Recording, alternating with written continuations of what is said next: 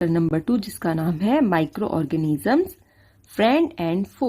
Friend and foe का मतलब यहाँ पर यह है कि माइक्रो ऑर्गेनिजम्स किस तरह से ह्यूमन के फ्रेंड भी हैं एंड दुश्मन भी हैं।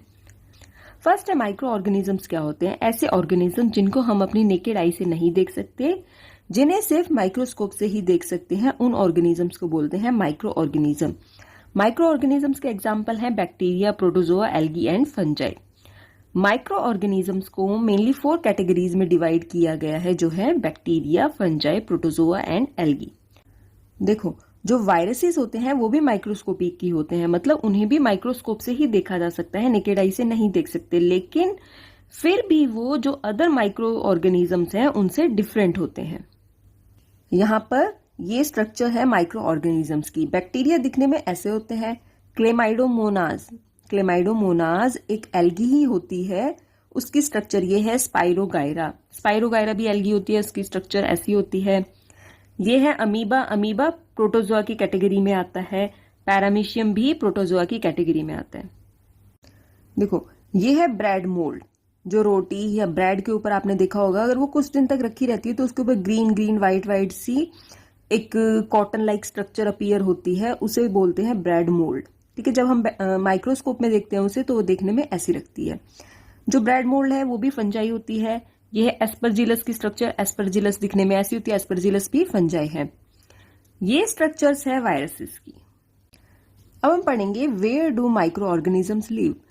इससे पहले हम देखेंगे कि जो माइक्रो ऑर्गेनिज्म होते हैं वो सिंगल सेल्ड भी होते हैं, मल्टी सेल्यूलर भी होते हैं। सिंगल सेल्ड का मतलब ये है माइक्रो ऑर्गेनिज्म की बॉडी, पूरी बॉडी एक ही सेल की होती है। ठीक है, सिंगल सेल की होती है, इसलिए वो माइक्रो ऑर्गेनिज्म जो सिंगल सेल्ड से बने होते हैं उन्हें सिंगल सेल्ड माइक्रो ऑर्गेनिज्म बोलते हैं। ठीक है, इसके एग्जाम्पल है बैक्टीरिया, एल्गी, प्रोटोजोआ, ये सिंगल सेल्ड होते हैं। अब जो मल्टी सेल्यूलर माइक्रो ऑर्गेनिज्म होते हैं उनकी जो बॉडी है वो एक से ज्यादा सेल से मिलकर बनी होती है। ठीक है, इसके एग्जाम्पल हैं एल्गी एंड फंजाई। अब आप कहोगे कि एल्गी सिंगल सेल्ड में भी है और मल्टी सेल्यूलर में भी है, ऐसा क्यों? देखो, कुछ एल्गी ऐसी होती है जो सिंगल सेल्ड होती है एंड कुछ एल्गी ऐसी होती है जो मल्टी सेल्यूलर होती है। अब जो माइक्रो ऑर्गेनिज्म है वो कहाँ पर रहते हैं? जो माइक्रो ऑर्गेनिज्म है वो सभी टाइप के एनवायरनमेंट में रह सकते हैं, जैसे आइस कोल्ड क्लाइमेट में भी रह सकते हैं, जहां पर बर्फ होती है एकदम, वहां पर भी माइक्रो ऑर्गेनिज्म मिलते हैं। जो हॉट स्प्रिंग्स होते हैं, मतलब गर्म पानी के जो झरने होते हैं, वहां पर भी माइक्रो ऑर्गेनिजम्स मिलते हैं। डेजर्ट्स में भी मिलते हैं। जो मार्शी लैंड्स होती हैं वहां पर भी माइक्रो ऑर्गेनिज्म मिलते हैं। ठीक है, इसके अलावा जो माइक्रो ऑर्गेनिजम्स हैं वो ह्यूमंस, एनिमल्स की बॉडी के अंदर भी रहते हैं। अब हम पढ़ेंगे कि जो फ्रेंडली माइक्रो ऑर्गेनिजम्स हैं वो कौन से माइक्रो ऑर्गेनिज्म हैं एंड वो ह्यूमन की किस तरह से हेल्प करते हैं। ठीक है, चैप्टर का नाम ही ये है माइक्रो ऑर्गेनिज्म फ्रेंड्स एंड फो। तो अभी हम पढ़ेंगे फ्रेंडली माइक्रो ऑर्गेनिजम्स के बारे में। फर्स्ट है माइक्रो ऑर्गेनिज्म दही को बनाने में भी हेल्प करते हैं, मेकिंग ऑफ कर्ड।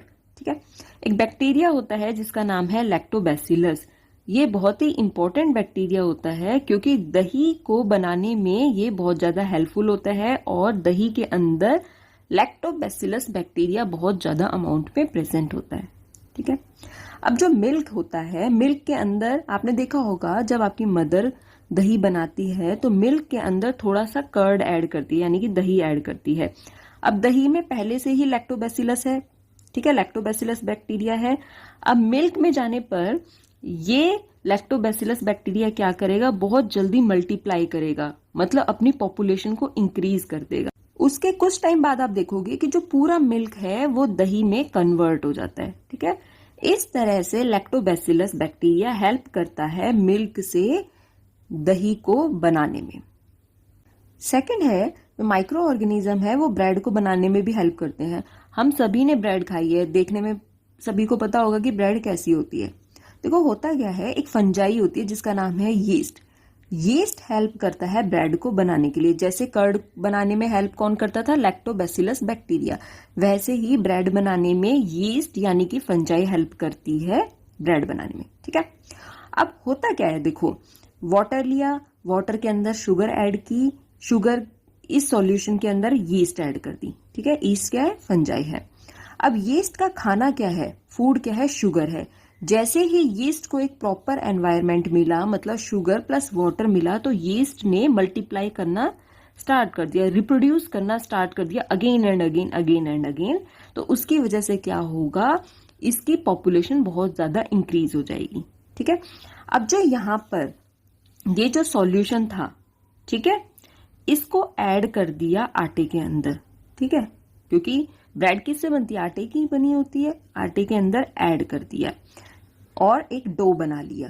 ठीक है, पहले डो का साइज ऐसा था, जब डो को रख दिया आधे घंटे के लिए, उसका जो साइज था डो का उसके बाद बहुत ज्यादा इंक्रीज हो गया।